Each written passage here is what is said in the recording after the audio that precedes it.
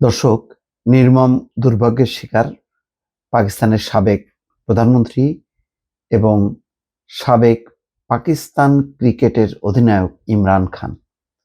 খবর হচ্ছে পাকিস্তানের কারাগারে ডেথ সেলে ইমরান খান। ডেথ সেল মানে যেই সেলে মৃত্যুদণ্ডপ্রাপ্ত আসামিদেরকে রাখা হয়, সেরকম ডেথ সেলে ইমরান খানকে রাখা হয়েছে। এটি বলেছে পিটিআই। পিটিআই এই তথ্য প্রকাশ করেছে।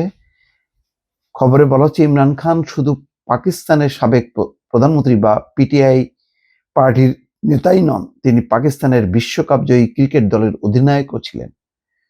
সদ্য পিটিআই দাবি করেছে তাদের এই নেতাকে আদিয়ালা কারাগারের নিভৃত কুঠুরিতে রাখা হয়েছে। খবর দ্য এক্সপ্রেস ট্রিবিউনের।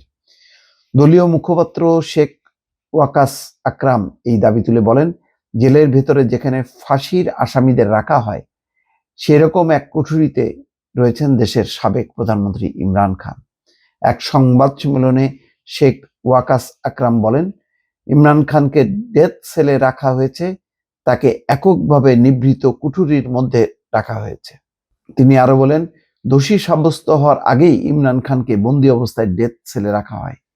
ইমরানের মনোবল ভেঙে দিতেই এমন পদক্ষেপ নেওয়া হয়েছে। এছাড়াও ইমরানের পরিবার এবং রাজনৈতিক কোনো বন্ধু বান্ধব পরিচিতদের সঙ্গে জেল কর্তৃপক্ষ দেখা করতে দিচ্ছে না, এমন দাবি করছে পিটিআই। এমনকি ইমরানের ঘনিষ্ঠ পরিবার বা আইনজীবীর সঙ্গেও তাকে দেখা করতে দেওয়া হচ্ছে না বলে জানিয়েছে পিটিআই।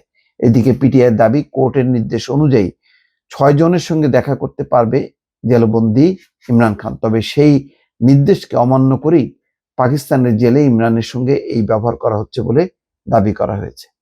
ইতিমধ্যে এই ইস্যুতে আদালত অবমাননার অভিযোগ দায়ের করেছে পিটিআই। তবে তাতে ইমরানের সঙ্গে সাক্ষাৎ ঘিরে ব্যাপক সন্দেহ তৈরি হয়েছে। পিটিআইয়ের দাবি, ইমরানের স্ত্রীর সঙ্গেও তাকে দেখা করতে দেওয়া হচ্ছে না। ইমরানের স্বাস্থ্য নিয়েও উদ্বেগ প্রকাশ করেছে তার দল। তবে দলের তরফে যাবতীয় দাবি সত্যতা নিয়ে এখনো পর্যন্ত কোনো নিশ্চিত তথ্য সামনে আসেনি। এদিকে পার্টির দাবি, দেশের সাবেক প্রধানমন্ত্রীকে এভাবে অসম্মান করা হচ্ছে। 2023 সালের 5ই আগস্ট থেকে জেলবন্দি রয়েছেন ইমরান খান।